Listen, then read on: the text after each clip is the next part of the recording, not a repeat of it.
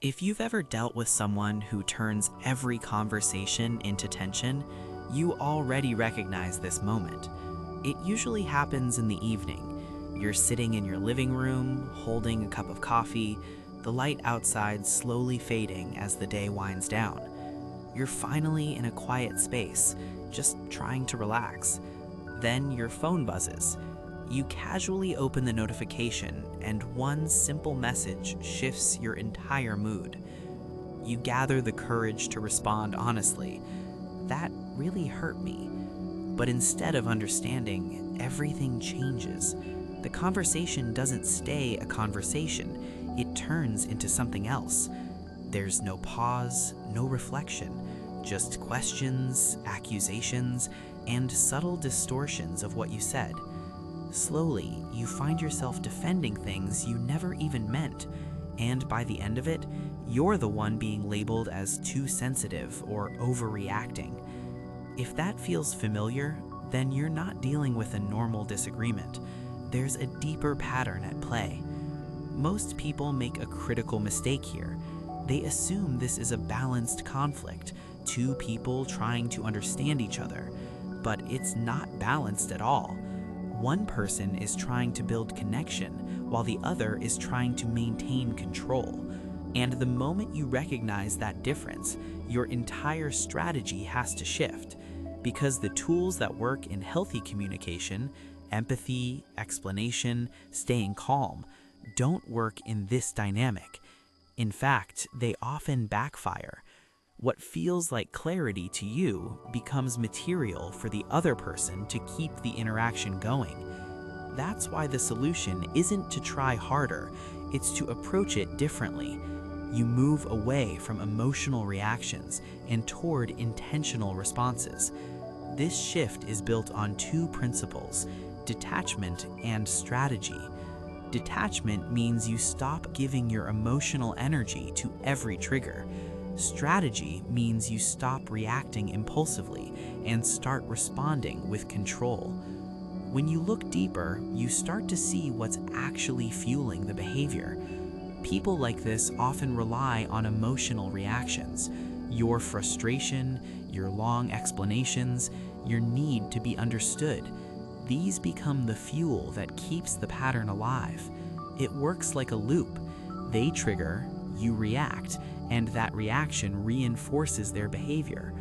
Over time, they learn exactly how to push your buttons, and without realizing it, you become part of that cycle. Breaking it requires doing something that feels unnatural at first. You reduce your reactions. You stop being emotionally available in the moment. One of the most effective ways to do this is by making your responses neutral. Not aggressive, not emotional, just flat. When someone tries to provoke you, you don't engage with it. If they exaggerate or criticize, you respond with something simple like, "Okay," or "I hear you." If they try to pull you into an argument, you calmly say, "I'm not discussing this right now." The goal isn't to prove your point. The goal is to remove the emotional energy from the interaction. Because without that energy, the situation slowly loses its intensity. But here's something important to understand. When you change your behavior, the other person doesn't immediately calm down. In many cases, they push harder. Their tone becomes sharper, their words more intense. This is a natural response when an old pattern stops working. It's like pressing a button that suddenly stops responding. You press it again and again, harder each time. The same thing happens here. This phase can make you feel like your approach isn't working, but in reality, it's a sign that the pattern is breaking. If you stay consistent, the behavior eventually loses its strength. Of course, you can't always create full distance in every situation. Maybe you work with this person or you share responsibilities with them. But even then, you can change how you respond. Instead of reacting to their tone or attitude, you focus only on what's necessary. If a message contains both criticism and useful information, you ignore the criticism and respond only to the facts. Your communication becomes simple, clear, and professional.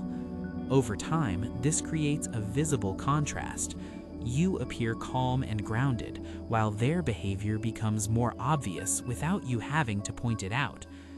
In closer relationships, especially within family, the approach becomes more internal.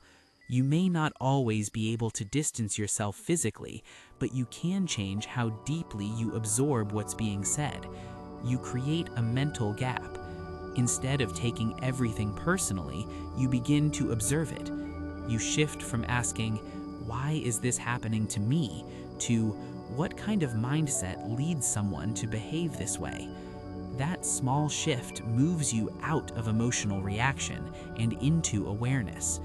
But it's important to remember, understanding someone doesn't mean you're responsible for fixing them. Another common trap is over-explaining. When you feel misunderstood, your instinct is to clarify everything, to justify your intentions, to defend yourself. But in these dynamics, more explanation doesn't create clarity, it creates more opportunities for conflict. Every extra detail becomes something that can be questioned or twisted. That's why it's more effective to keep your responses short and clear. You say what's necessary and nothing more.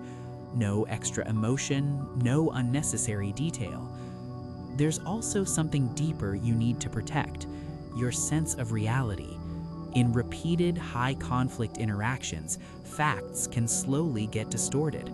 Conversations are remembered differently, details get denied, and over time, you may start doubting your own perspective. To stay grounded, you can mentally or physically note what actually happened after important interactions. Keep it factual, not emotional. This gives you a stable reference point when things start to feel unclear. And finally, pay attention to your body. Even when someone's words sound calm, your body often reacts first. A tight chest, shallow breathing, a heavy feeling in your stomach. These are signals. They're not random. They're your nervous system picking up on something your mind hasn't fully processed yet. Instead of ignoring these signals, start trusting them. Because in situations like this, what you feel is often more accurate than what you're being told. In the end, dealing with a high-conflict person isn't about winning arguments, it's about taking back control. You can't change the other person, but you can decide how you respond. When you change your participation, the entire dynamic begins to shift. Slowly, you reclaim your energy, your clarity, and your control. And that's where real freedom begins, when you stop reacting automatically and start choosing your responses with intention.